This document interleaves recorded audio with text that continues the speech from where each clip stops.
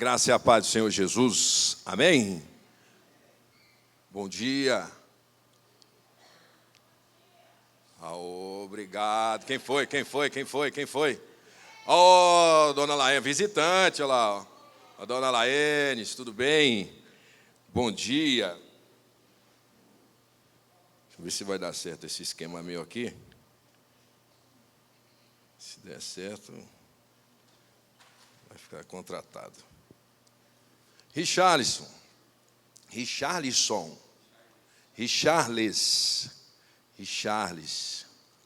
Eu vou ter que fazer alguma coisa. Tem que sair dessa apatia. Acho que vou saltar de paraquedas. Alguma coisa assim para empatar com você, bicho. Né? Porque foi demais.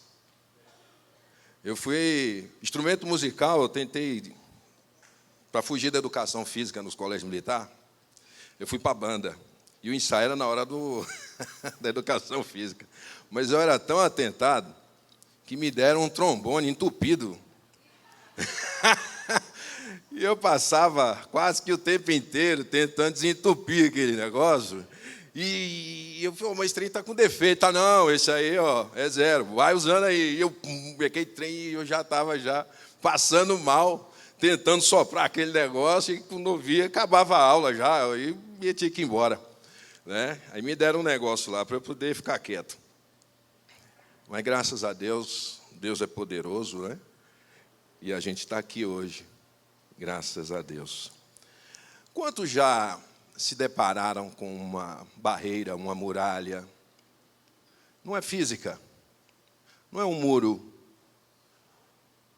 mas algo que para você se tornou um obstáculo, uma barreira, algo que, aos seus olhos, você pensou bem se você tinha as condições de superá-la. Quantos aqui já tiveram situações como essa? Eu vou levantar bem alto aqui. Porque se você não teve, eu vou orar para você subir. Você está pronto. Né? Quantas situações nós vivemos em que nós nos deparamos com obstáculos, com situações que aos nossos olhos são intransponíveis. Richarlison, quando passou a ter consciência, que olhou para si, eu imagino que uma série de questionamentos veio na cabeça do Richarlison. Ao olhar em volta e ver pessoas da sua idade diferentes. Uma barreira diante do Richarlison, um obstáculo diante do Richarlison, que, com certeza, aos olhos do Richarlison, era talvez intransponível. Como viver de forma autônoma, independente, senhor de si, capaz de cuidar das suas próprias atividades, com as limitações com as quais ele se deparou. Mas houve algo em Richarlison e que habita em cada um de nós, que fez com que o Richarlison não sucumbisse às circunstâncias. O Richarlison entendeu que havia um caminho a ser trilhado. O Richarlison entendeu que existia um horizonte a ser alcançado. Não obstante as limitações motoras, físicas. E todos nós, se soubermos a potência que temos dentro de nós, nós vamos sair do ponto A para o ponto B. Todos nós. Se enfrentamos dificuldades hoje, se estamos diante de barreiras aos nossos olhos intransponíveis, em situações em que nós podemos até pensar, dessa Deus não foge, não é capaz. Dessa vez não dá para Deus. Agora está difícil, Senhor. Agora eu quero ver. Dessa vez a situação ficou complicada mesmo. Mas quantos de nós também, diante de obstáculos e barreiras como essas, nós conseguimos suplantá-las? Quantos aqui têm histórias para contar aqui? Quantos aqui têm histórias da vida que pode dizer, olha, eu olhando para trás eu vejo, eu saltei uma muralha. Quantos têm esse histórico? Quem tem testemunho para contar aqui? Uma segunda limitação pode nos ocorrer. Será que essa nova barreira, esse novo obstáculo, será se dessa vez vai? Será que desta vez eu vou conseguir superar? Porque aquela estava difícil, aquela foi brava. Mas essa aqui, ela ganhou uma potência a mais. Será que dessa vez vai? Quem tem um segundo momento de superação de obstáculo aqui? Que às vezes, ao olhar para o primeiro, achou tão grande que dessa vez não dava e conseguiu superar. Levanta a mão, quem tem esse testemunho aqui. A pergunta que eu faço agora é, e o terceiro vai dar? Quantos creem? O quarto vai dar? Quantos creem? O quinto vai dar? Quantos creem? O sexto, o sétimo, o oitavo, o milionésimo vai dar? Quantos creem? Experiência. Tarimba. Em algum momento, o Richarlison enfrentou uma primeira barreira, tentou vencer o primeiro obstáculo, e talvez pensasse, não fui bem, mas vou tentar de novo. Passou o segundo, passou o terceiro, passou o quarto, passou o quinto, adquiriu autoridade. A autoridade da experiência. A autoridade é adquirida. Essa autoridade, essa experiência, ela é adquirida a cada etapa da nossa vida, a cada passo, a cada obstáculo que nós superamos. Lembra de Davi, quando pede para Saul para enfrentar Golias? E ele diz o que para Saul? Olha, o Senhor me deu a vitória sobre o urso, o Senhor me deu a vitória sobre o leão, e Ele vai me dar a vitória contra esse incircunciso filisteu. Davi não enfrentou Golias como uma experiência nova na sua vida. Ele já trazia essa autoridade da experiência, da caminhada, dos obstáculos vencidos. E ele enfrentou o Golias. As limitações da vida, os obstáculos que temos que superar, são para, como diz o autor deste livro que nós estamos lendo, de Filipenses, Hernán Dias Lopes, para tonificar a nossa musculatura espiritual, para nos tornar cada vez mais robustos, capazes, fortes. Mas o apóstolo Paulo, no capítulo 4, a partir do versículo 10, que nós vamos encerrar essa série, ele nos mostra algo importante que nós precisamos compreender, para que nós possamos superar as adversidades. Uma vida de superação é a vida do apóstolo Paulo, que ele relata, em parte, como que ele foi capaz de superar esses obstáculos. Vamos abrir Filipenses capítulo 4, a partir do versículo 10.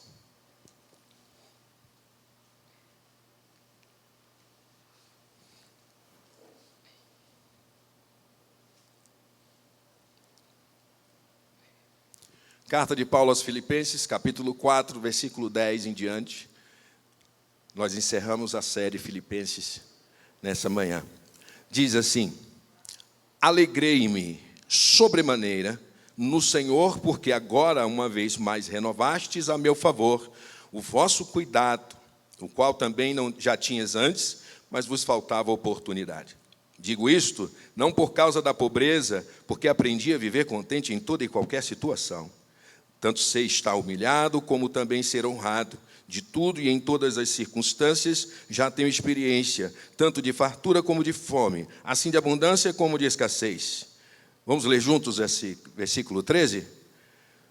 Tudo posso naquele que me fortalece. Vamos repetir? Tudo posso naquele que me fortalece. Todavia fizestes bem, associando-vos à minha tribulação. E sabeis também vós, ó Filipenses, que no início do Evangelho, quando parti da Macedônia, nenhuma igreja se associou comigo no tocante a dar e receber, senão unicamente vós outros. Porque até para Tessalônica mandastes não somente uma vez, mas duas, o bastante para as minhas necessidades. Não que eu procure o donativo, mas o que realmente me interessa é o fruto que aumente o vosso crédito. Recebi tudo e tenho abundância, estou suprido, desde que Epafrodito me passou às mãos o que me veio de vossa parte, como aroma suave, como sacrifício aceitável e aprazível a Deus. E o meu Deus, segundo a sua riqueza e glória, em glória, há de suprir em Cristo Jesus cada uma de vossas necessidades. Ora, a nosso Deus e Pai seja a glória pelos séculos dos séculos. Amém. Saudai cada um dos santos em Cristo Jesus. Os irmãos que se acham comigo vos saúdam. Todos os santos vos saúdam, especialmente os da casa de César. A graça do Senhor Jesus Cristo seja com o vosso espírito. Amém? Concluímos Filipenses, a carta aos Filipenses. A carta da alegria.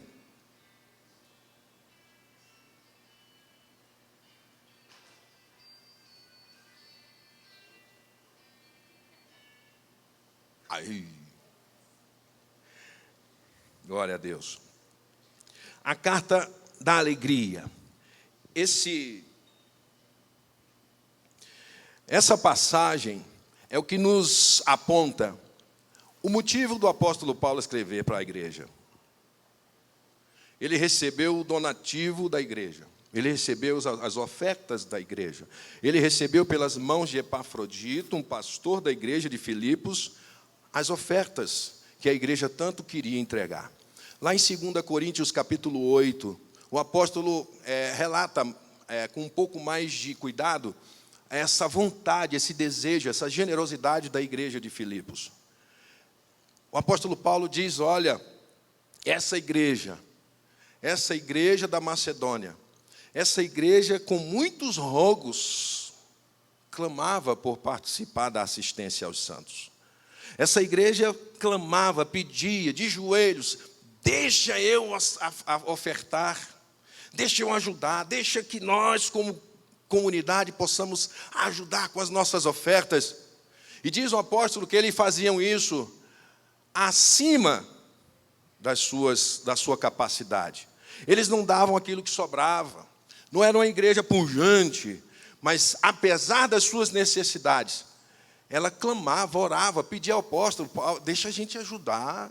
É igual nós aqui. É igual nós. Deixa a gente contribuir, deixa a gente ajudar, deixa a gente ofertar. O que está precisando aí? Estou aqui, pronto. Estou aqui para contribuir, me ajuda. E o pastor dizendo, calma, meu irmão, agora não. Calma, não. E a igreja, todo mundo em fila, ajuda, a gente quer ajudar. Hashtag ajuda agora. Essa igreja era tão generosa que ela clamava por ofertar acima da sua capacidade. Isso levou o apóstolo a escrever. Com certeza, Epafrodito falou um pouco de como eles viviam lá, como eles estavam, como eles haviam deixado e como eles se encontravam. E ao vê-los tão generosos, o apóstolo Paulo praticamente não censura os irmãos. Ele vai e diz, puxa vida, o trabalho não foi em vão. O evangelho, o verdadeiro, o único, foi pregado e já está dando fruto. e frutos poderosos, porque a verdade foi semeada e o fruto chegou às minhas mãos, não como uma ajuda meramente dos irmãos para com ele. O apóstolo, ele se alegrou, mas ele foi reverente às ofertas que recebeu. Ele tinha convicção de que aquelas ofertas que chegaram nas suas mãos vinham de Deus. Ele tinha convicção de que tudo aquilo que Epafrodito colocou nas suas mãos e que ele disse que era suficiente para as suas necessidades, vinha da parte de Deus. Isso trouxe uma maior alegria ao seu coração, de saber que o Senhor estava a cuidar dele em toda e qualquer situação. Mas o apóstolo, para vencer isso, para ter essa consciência, ele teve que aprender. Ele diz no versículo 10, no versículo 11, ele diz: digo, não por causa da pobreza, porque aprendi a viver contente em toda e qualquer situação. Aprendi a viver contente. O contentamento não é uma mera alegria. Eu recebo salário hoje, estou feliz. Os débitos entram, estou triste. As contas chegam, fico mais triste ainda. Né? Choveu, estou triste. Ou estou alegre, não sei, né? Tem gente que gosta. Fez sol, estou feliz. Contentamento é suficiência. O apóstolo diz que ele aprendeu a se contentar, a se ver suficientemente agraciado por Deus. Podia faltar qualquer coisa. Ele podia ter como não ter. Ele explica aqui: eu sei estar humilhado e sei ser honrado. Não importa. O mundo exterior não determinava o quanto ele se sentia suprido por Deus. Mas ele teve que aprender. Em 2 Timóteo, vamos lá?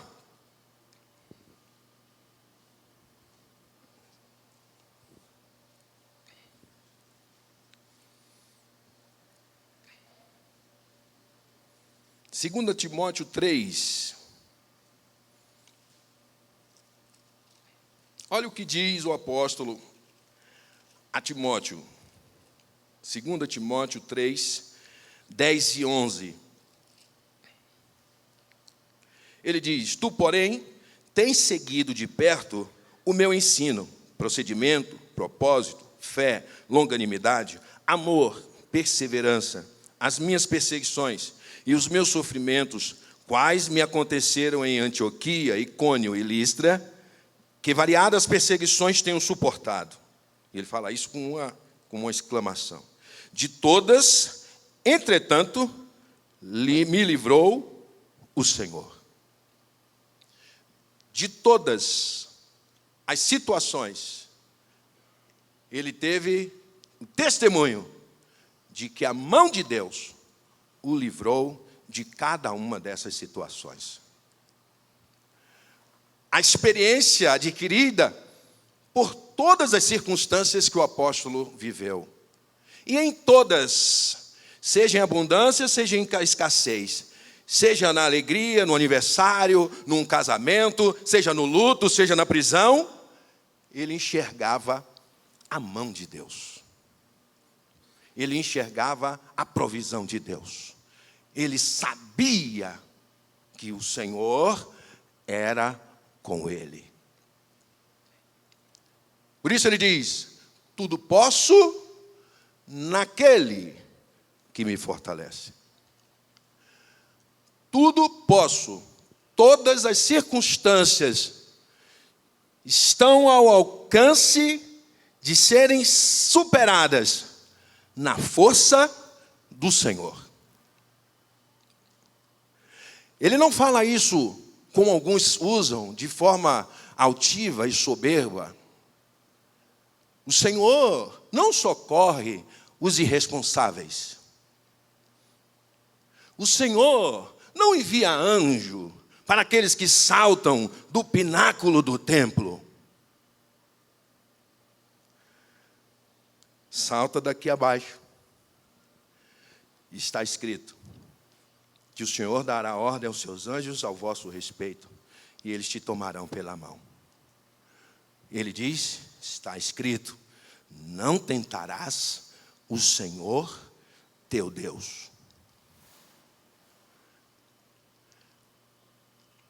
Jesus não saltou.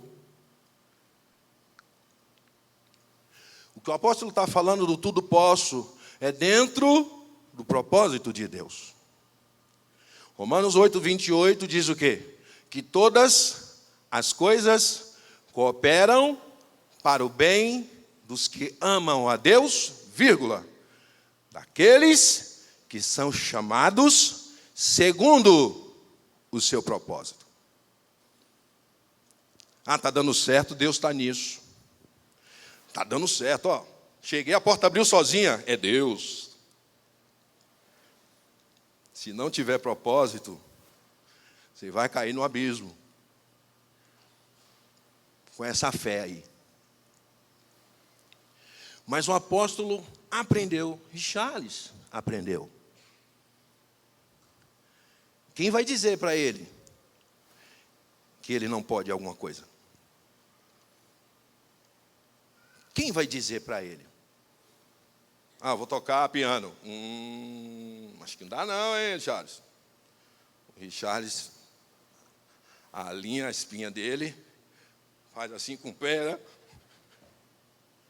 Me dá um piano aí.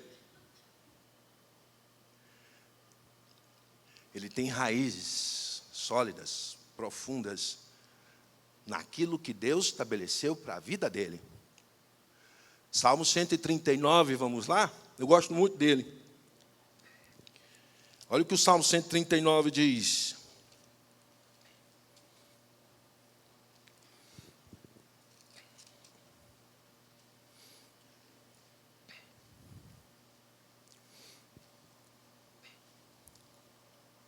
Versículo 14 ao 16.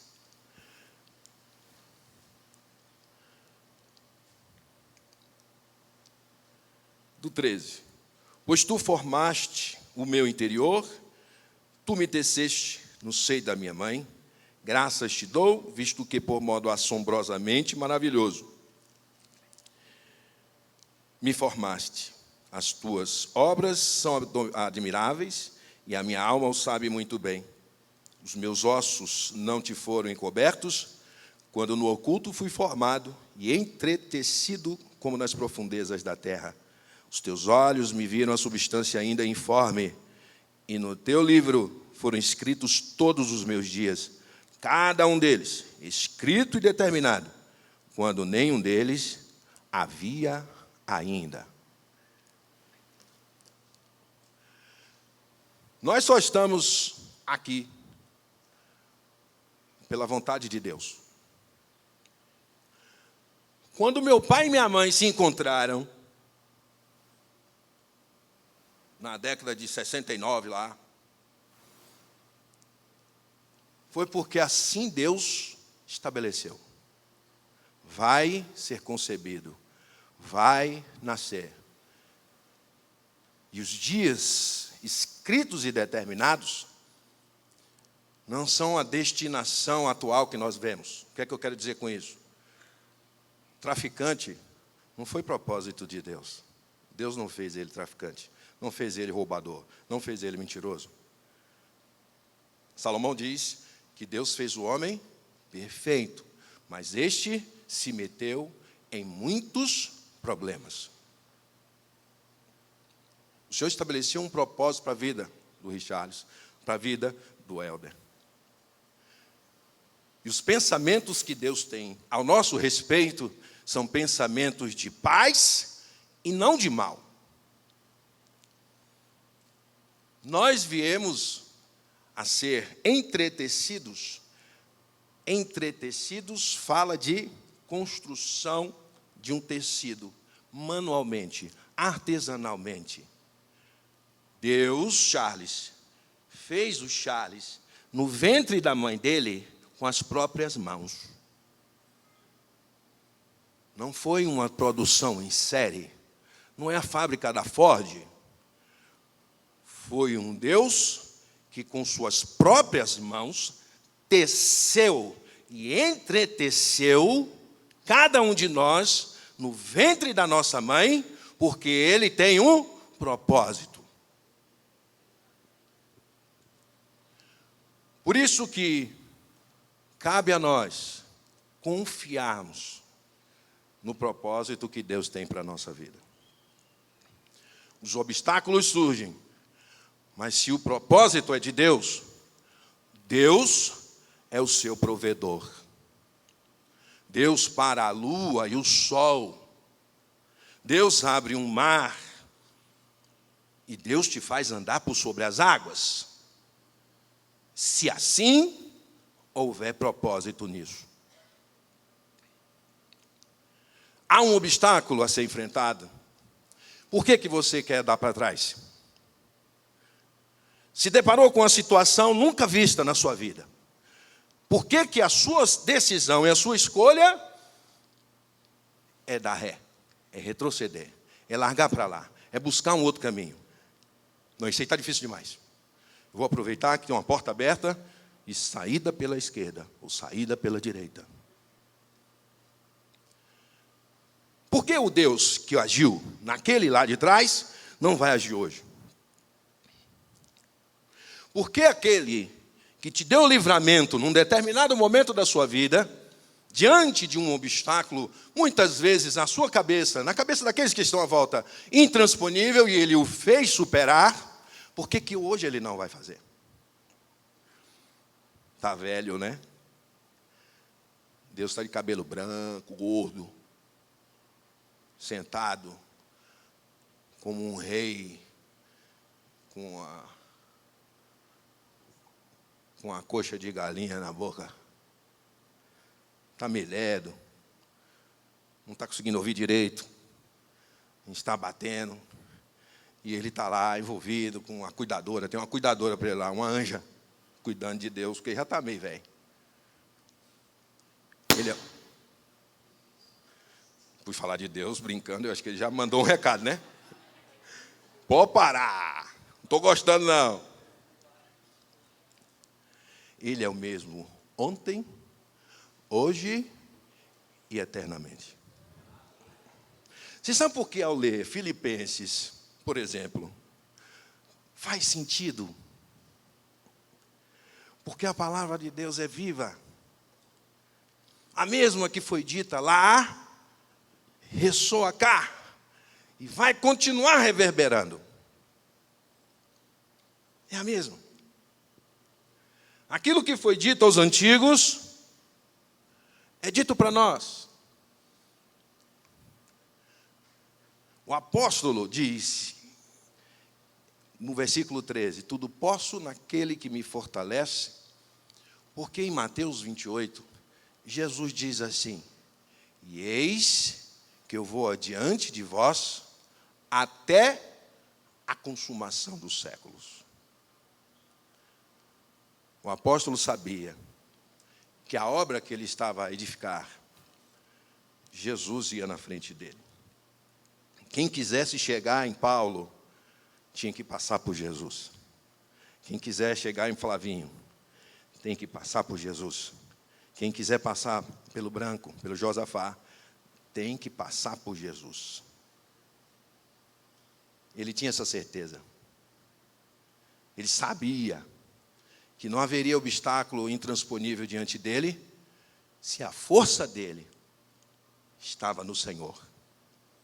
Ele não assumiu para si o poder de fazer, mas ele tinha consciência de que aquele que o chamou, aquele que o vocacionou, era ele que ia suprir cada uma das suas necessidades. Quando ele diz, olha, eu aprendi a viver contente, não por conta da pobreza, mas aprendi a viver contente em toda e qualquer situação, não foi para dizer para os filipenses, porque é ruim, né? Você está ali, se articula, se movimenta, corre, consegue, está em dificuldade, consegue reunir os recursos, chega lá para o pastor Brito fala assim, tá bom, irmãos, Eu nem precisava. Eu aprendi a viver contente. Nem. Se quiser levar de volta, pode. O apóstolo Paulo não está dizendo que, olha, eu gosto da dificuldade. Eu estou sofrendo aqui, mas estou achando é bom. Isso mostra que eu sou crente. Crente que não é perseguido. A gente ouve muito isso aí, né? Mas ele quer mostrar para a igreja algo superior. Ele quer dizer para a igreja que aquilo que eles estão fazendo o atendeu, tanto é que ele disse que ele se alegrou sobremaneira. O sobremaneira não é uma alegria efusiva, que ele saiu soltando foguete. É além. Era sobrenatural a alegria de Paulo. Mas ele quis mostrar para os irmãos que viviam em situação de dificuldade também. Porque ser missionário naquela época era dizer o seguinte: Jesus Cristo é o Senhor. Você sabe o que era isso que significava? O que é que ele queria dizer? Que nem César era Senhor. César, no Império Romano, era Deus. César era Deus. E todos aqueles que se convertiam à verdade de Jesus afrontavam a divindade de César, a divindade do império. Então, como é que os irmãos acham que eles viviam? Como é que eles viviam lá? César entrando de joelho? Olha, eles não veneram a César como Deus. Estão dizendo que, inclusive, esse Deus é um tal de Jesus. E diz que, além de Deus, porque ser Deus não era um problema. O problema era dizer que ele era Senhor. Senhor sobre o céu, sobre a terra e debaixo da terra. Nome sobre todo nome. E isso deflagrava perseguição. Então ele precisava ensinar a esses irmãos a viverem como ele, contente, em toda e qualquer situação. Paulo tinha divisas, Paulo tinha credenciais. Não era credencial como no meu tempo de garoto, a gente falava de Forte Apache. Quem já brincou de Forte Apache aí? Pouca gente, só eu e você, viu, Josafá? Oh. Mas é só nós mesmo. Brincava de Forte Apache. Era soldado de Forte Apache, né? Paulo não.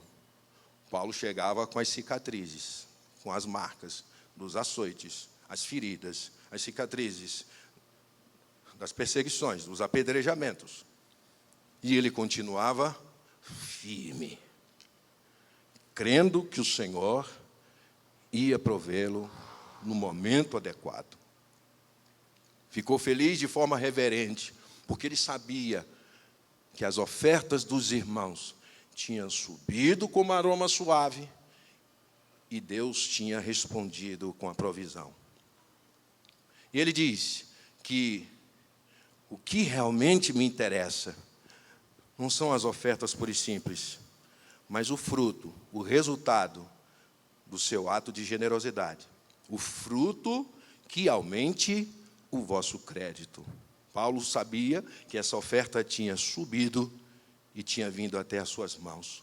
E que aqueles que ofertam, aqueles que são generosos, aqueles que entendem que ao trazerem as suas ofertas, estão diante de um altar invisível, estão diante do Deus invisível, eles receberão a resposta com o fruto que aumenta o crédito de cada um.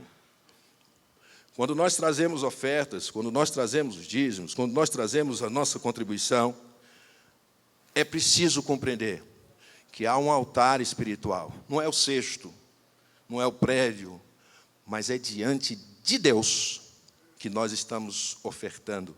É sobre o altar de Deus que nós estamos fazendo. E Paulo, agindo como um sacerdote, recebe essas ofertas de forma reverente, e consagra diante do altar de Deus. Com temor, com tremor, com um coração cheio de reverência. Por isso, se recebe a oferta, você líder de célula, cuidado com as ofertas daqueles que apresentam lá. Uma vez o pastor falou algo aqui importante. Não troca nem as cédulas. Eu estou com R$50 aqui, lá tem 2 de 20 e 1 de 10, vou trocar. Não, senhor. Porque não é uma troca de cédula. Nós não estamos fazendo um ato de entregar cédulas, de entregar numerário. Nós estamos entregando um sacrifício agradável a Deus. É santo. Sabe por que é santo? Porque foi separado na presença de Deus. Porque foi consagrado, foi tirado do uso comum. Ali, ainda que seja usado de forma natural, mas no mundo espiritual, no altar, no templo espiritual, aquelas ofertas são consagradas a Deus. O apóstolo fez isso. Ele entendeu ser aquelas ofertas sacrifício agradável a Deus. E todo o cuidado do mundo, ele tratou aquelas ofertas.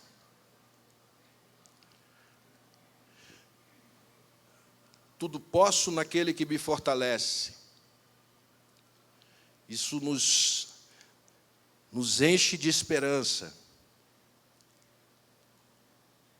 Porque a força não está em nós. A força está no Senhor. A alegria que o apóstolo relata, ela é sobrenatural. Essa palavra era usada como significado de força. Por isso que a palavra de Deus diz que a alegria do Senhor é a nossa força. Ela significava fortaleza. Aquele que nutre uma alegria sobrenatural, ele é forte. Ele confia no Senhor. Ele sabe que o Senhor é quem vai adiante dele. Por isso, quando nós enfrentamos dificuldades, entendemos que estamos diante de situações que nos limitam, nós temos que recorrer àquele que tudo pode. Nós não estamos falando em dificuldades corriqueiras. Tudo que nós estamos falando aqui são situações que a solução é sobrenatural. Ou não é sobrenatural que nós vimos aqui, Tiago? Os irmãos acham que não é sobrenatural, ou acham que é apenas uma habilidade do Richards, né? É apenas alguém que nasceu com um dom assim exacerbado. E como ele é esforçado, consegue. Então, basta eu me esforçar. É sobrenatural. Tem Deus nisso. Não é algo que eu possa sentar lá em casa agora, como eu falei no início, vou fazer alguma coisa. 2 mais 2, 4. Pega aqui, tal, Excel, pego tal, vou fazer.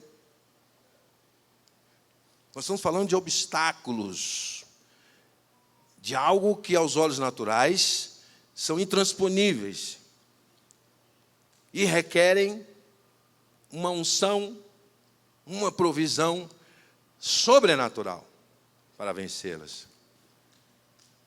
O apóstolo tem um determinado momento que ele diz que ele até se desesperou da vida com a situação que ele viveu. Mas de todas o Senhor o livrou. Mas de todas, em todas o Senhor o supriu. Em todas o Senhor o proveu. Qual o seu obstáculo, meu irmão? Já desistiu? Já engavetou?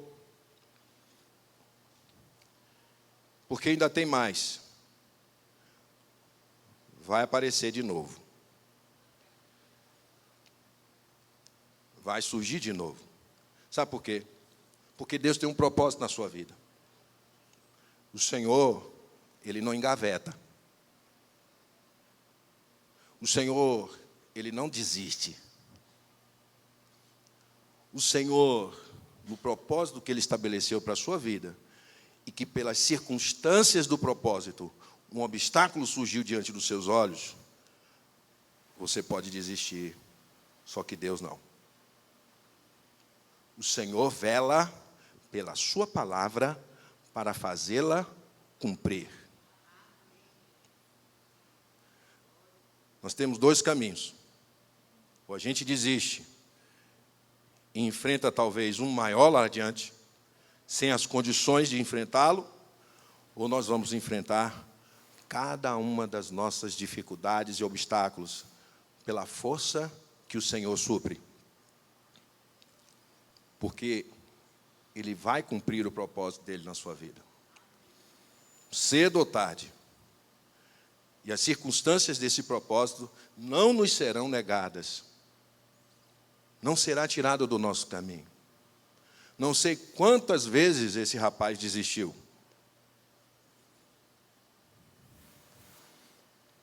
Mas eu tenho certeza que todas as vezes ele teve que recobrar o ânimo e enfrentar de novo. Não preciso nem perguntar. E nós? Vamos deixar a nossa casa, vamos deixar o nosso casamento ser destruído de vez. Vamos deixar a nossa caminhada ser embaraçada dessa forma, sem reagir. Isaías 42, o profeta diz assim, da parte de Deus. Ele diz assim: vocês veem com os olhos e não enxergam. Ouvem com os ouvidos e não escutam. Vocês são todos os dias roubados e saqueados, e não há quem diga, restitui. Não há quem clame a mim e diga, Senhor, restitui. O Senhor está pronto a restituir tudo o que foi roubado. O Senhor está pronto a intervir soberanamente, com a sua onipotência, com a sua generosidade em favor da sua vida. Ele está pronto a agir. O Senhor não tem, diz a palavra, Ele não tem o seu braço encolhido para que não possa salvar, nem surdos os seus ouvidos para que não possa ouvir. Quantas vezes essa situação foi colocada diante de Deus? A calculadora ainda não pifou, não. Essa conta, essa equação, só fecha com Deus. Já desistiu da casa? Desistiu do casamento? Desistiu do seu filho? Desistiu do seu esposo, da sua esposa? Desistiu do seu negócio? Desistiu dos seus estudos? Desistiu do seu ministério? Desistiu? Pois Deus não. Deus não desistiu. Uma vez eu falei para um determinado irmão, não está aqui entre nós mais, ele entregou um ministério, isso tem muitos anos, atuava em 3, 4 departamentos. Não, porque eu estou enfrentando um problema ali, eu acho melhor. Eu falei para ele, não vai parar aí. Você pensa que tirando este aí você vai ficar um pouco mais tranquilo. Ele vai te cobrar o segundo. O diabo vai te tomar o terceiro. Daqui a pouco, você vai sentar lá no fundo. Daqui uns dias, você vai vir um dia e não vem outro. Daqui a um tempo, não sei onde você vai estar. Porque não enfrentou os seus obstáculos. Preferiu retroceder. E entregou os pontos.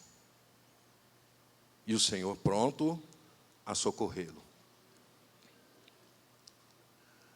Qual o seu problema? O que te limita hoje? Se você tem um memorial, tira a poeira. Tira a poeira de cima desse memorial.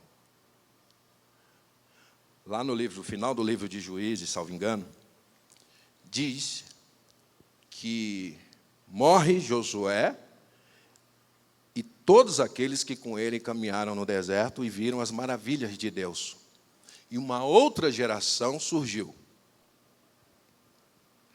E essa geração começou a adorar a Baal e a Astarote, divindades pagãs.